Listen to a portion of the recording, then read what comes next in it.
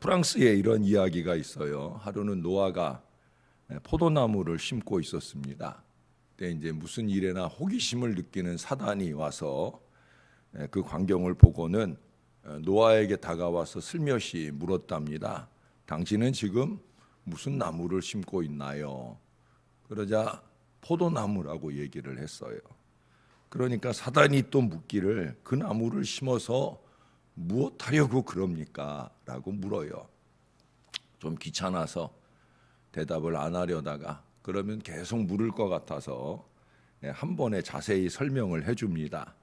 이 나무의 열매를 따먹으려고 그럽니다. 이 나무의 열매는 보기에도 탐스럽지만 먹으면 아주 달콤합니다. 게다가 이 나무의 열매의 즙을 따서 마시게 되면 그 사람의 마음속에 기쁨이 차오른답니다. 쉽게 얘기하면 포도주 또는 와인 그걸 만들어 먹으면 기분이 좋다는 거죠. 그러자 사단이 떠든거리면서 말했어요. 그러면 나도 조금 도움을 드리겠습니다. 그러고 나서 사단이 양을 잡아 죽여서 그 양의 피를 그 밑둥지에 나무 밑둥지에 뿌려 주었답니다. 그것만 아니라 사자와 원숭이와 돼지를 잡아서 죽인 다음에 그 피도 포도나무 밑둥지에 쏟아 부었답니다. 그 후부터 사람이 포도 열매즙을 조금만 마셔도 기분이 좋아지는 것은 물론이고 처음에는 양처럼 온순해진다고 그래요. 그러나 그 상태에서 조금 더 마시게 되면 그는 사자처럼 용맹스러워지고요. 좀 더 마시면 원숭이처럼 춤을 추거나 노래를 부르게 된다 하고요. 그리고 불행하게도 흠뻑 취하게 되면 마치 돼지처럼 개걸스럽고 추잡스럽게 되어진다는 거예요. 그게 바로 포도주를 비롯한 술이 가진 특성이라는 거죠. 사실 이런 얘기들은 이렇게 새벽 헌신하시는 여러분들과는 거리가 먼 얘기일 수 있을 거예요. 근데 1절에 보니까 포도주는 거만하게 하는 것이다. 독주는 떠들게 하는 것이라. 이에 미혹되는 자마다 지혜가 없느니라. 술 자체가 가진 해악보다도 그것이 사람 속에서 일으키는 미혹이 큰 문제인 것을 말씀하고 있어요. 근데 여기서 말씀하는 포도주나 독주처럼 사람 속에서 사람을 미혹하는 것들은 술 말고도 많이 있을 거예요. 술이 가진 특성 가운데 하나는 그 술을 먹는 사람들을 변질시킨다라고 하는 거죠. 어떤 경우에는 너무 내성적인 사람을 조금 더 담대하게 좋은 면으로의 변화가 일시간 나타나기도 하지만 대부분은 부정적 변화를 많이 일으킨다는 거예요. 우리는 10절의 말씀에 주목할 필요가 있습니다. 여러분들이 한번 같이 읽어주실래요? 시작.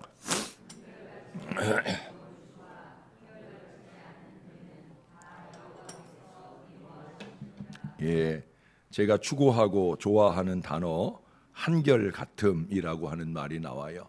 물론 반대로 나오죠. 한결같지 않은이라고 나와요. 하나님께서는 그렇게 한결같지 않은 것을 미워하신다는 거예요. 그렇게 꼽는 것이 저울추와 말입니다. 어제도 제가 관용이라고 하는 에피에이케스라는 헬라어를 난예배 설교 때 말씀드렸잖아요. 관용은 잘못 번역된 것이다. 제대로 잘 번역하려면 공평함이다 라고 하는 거죠. 저울과 저울추와 말에 있어서도 그것이 공평해야 된다는 거예요. 그것도 이 사람한테는 공평하고 저 사람한테는 공평하지 않고 이게 아니라는 거예요. 한결같지 않은 것이 그래서 하나님께서 미워하시고 책망하실 것이 어찌 이 저울추와 말뿐이겠습니까? 여기 6절 하반절에 보니까 충성된 자를 누가 만날 수 있으랴. 만날 수 있다는 거예요? 없다는 거예요? 없다는 거죠. 한결같이 충성된 사람들이 별로 없다는 거예요. 9절의 말씀에 보면 내가 내 마음을 정하게 하였다, 내 죄를 깨끗하게 하였다 할 자가 누구냐?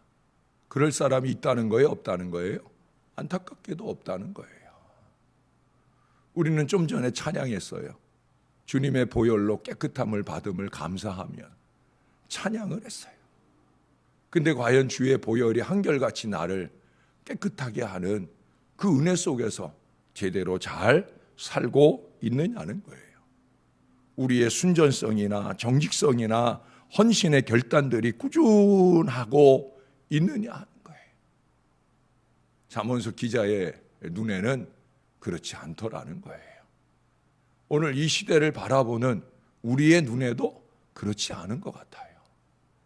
여러분, 그것은 포도주나 독주처럼 우리 안에 들어와서 우리를 한결같이 못하게 미혹하는 것들에 무릎을 꿇기 때문에 그렇습니다. 우리는 포도주와 독주하고는 아무 상관없는 삶을 살아요. 그러나 포도주와 독주가 아니어도 변질된 인생을 너무 많이 산다는 거예요.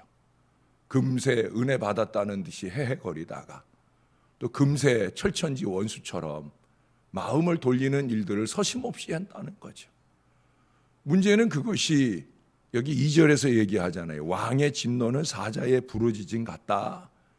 결국 왕 대신 하나님 앞에 하는 일인데 불구하고 그 일들을 서슴없이 거침없이 꾸준히 이어간다 하는 거예요. 사실 꾸준한 일은 다른 일인데, 사실 한결같은 일은 다른 일이어야 되는데, 그것은 충성이어야 하고 그것은 순전함이어야 하는데, 안타깝게도 반대의 일에 그런 모습을 보인다라고 하는 거예요. 그것은 4절에서 말씀하는 게으름일 수도 있습니다. 여러분, 정말 무서운 습관이 바로 이 게으름입니다. 게으름은요, 모든 것을 무너뜨릴 수 있어요. 주의 집중을 흐트러 놓을 수 있고요, 은혜 받음에서 멀어지게 할 수 있고요. 게으름만큼 치명적인 악한 습관은 없는 거예요. 그 게으름으로 말미암아 생겨난 문제를 무마해 보려고 떠들어대는 그 거짓말로는 아무것도 해결할 수가 없고 복잡하게 꼬아놓을 뿐입니다. 3절의 다툼도 악을 키우는 요소가 되겠지요. 1절에서 포도주가 거만케 한다고 하지만 본래부터 거만이나 교만에 그 마음이 미혹된 어리석은 사람들도 많이 있는 것 같아요. 술 안 먹었는데도 본래 거만하고 교만해요. 그렇다고 뭐 거만하고 교만할 정도로 뭐 아는 게 많고 가진 게 많으냐? 그것도 아닌데도 그런 경우들이 많이 있다는 거예요. 여러분, 늘 말씀드리지만 하나님께서 제일 싫어하시는 게 바로 이 교만입니다. 교만은 깨달음이 없고요, 교만은 위선을 자극하기도 하고요, 교만은 한마디로 얘기하면 그야말로 꽝입니다. 꽝. 네. 신앙과 인생에 아무 도움이 되지 않는 게 이 교만입니다. 제가 어렵고 힘든 시절을 지나면서 하나님 앞에 하나님께서 제게 철저히 벗어던지게 한 것이 바로 이 교만입니다. 마음을 높이지 않는 마음, 그것이 하나님이 제게 주신 가장 큰 은혜입니다. 교만을 벗어던졌더니 혈기가 점점 사라져 가고요, 교만을 벗어던졌더니 내 마음에 진정한 평화와 기쁨이 넘치게 되고요, 나와 함께하는 사람들에게 행복을 줄 수 있게 되는 비결들을 알아가게 되더라고요. 아직도 많이 부족하지만 여러분, 교만을 떨쳐내는 것이 그것이 나에게나 나와 함께하는 모든 사람들에게 유익이라는 거예요. 문제는 이 교만에 미혹된 마음은 한결같은 겸손으로 하나님의 뜻을 추구하고 이루어가는 신앙 삶을 흐트러 놓는다는데 더 큰 문제가 있어요. 자기 하나 교만한 것으로 끝나는 게 아니라 겸손한 하나님의 사람들을 자꾸 흔든다는 거죠. 예? 왜? 만만하니까, 만만해 보이니까. 사실은 만만한 대상이 아닌데 자기는 교만하고 상대는 겸손하니까 만만한 착각을 하는 거죠. 근데 그게 아니거든요. 여러분 7절을 보셔요. 온전하게 행하는 자가 의인이라 그의 후손에게 복이 있느니라. 우리가 우리 연약함을 핑계하려 함에도 불구하고 하나님께서 우리에게 한결같이 바라시는 바가 뭐냐? 온전하라는 거예요. 예수님도 그러셨잖아요. 아버지가 온전하신 것 같이 너희도 온전하라. 온전하라. 어찌 우리가 온전할 수 있겠어요? 그 뒤에 9절에서도 아까 6절에서도 꼽은 것처럼 우리는 때때로 시시로 마음도 약하고 몸도 약하고, 그래서 온전하기가 부족한데도 불구하고 온전해라. 이 온전함을 위해 나를 드리고 이 온전함이 흐트러지지 않도록 우리 안에 포도주와 독주와 같이 우리를 외부로부터 틈타고 미혹하려는 것에서 나를 지키고, 게으름이나 교만이나 거짓 등과 같이 내 안에서 나를 흔드는 것들을 스스로 삼갈 수 있어야 되는 거예요. 11절을 한 번 더 봅니다. 비록 아이라도 자기의 동작으로 자기 품행이 청결한 여부와 정직한 여부를 나타내느니라.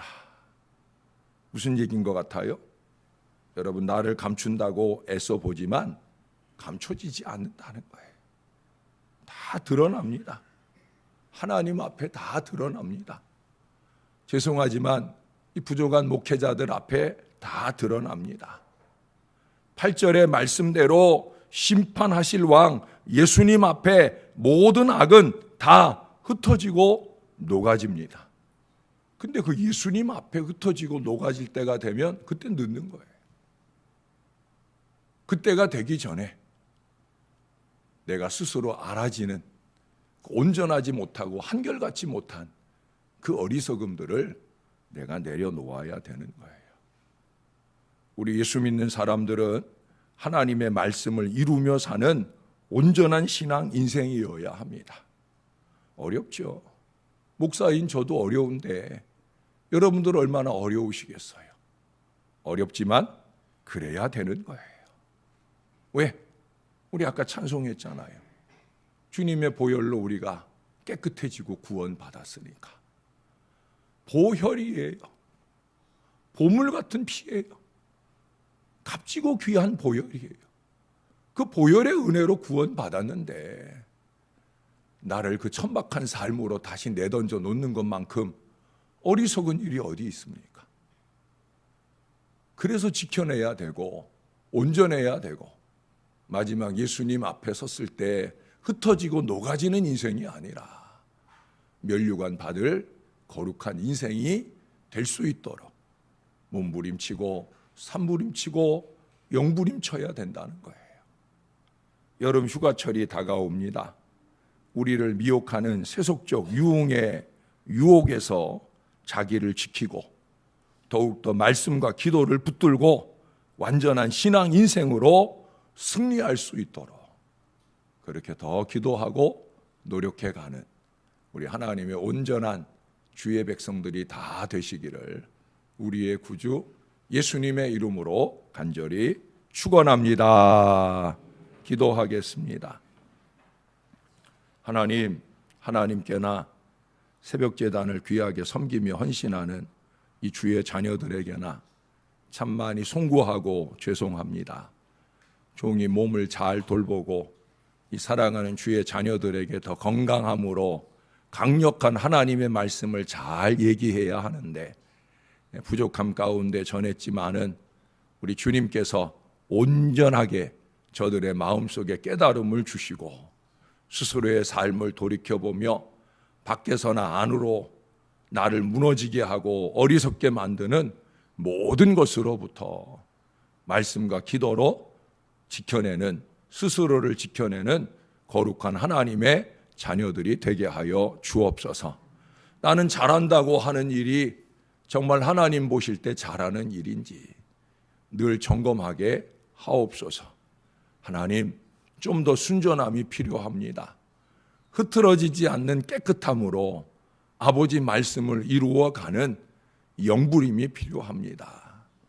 이 시대 썩어져가는 세상 속에서 더 악독한 냄새가 나는 교회들 속에서 우리 교회가 하나님의 순전함을 지켜내는 거룩한 재단을 이루기 위해서 하나님 우리 마음에 주시는 바를 이루어가는 하나님의 자녀들이 되어야 할 것입니다.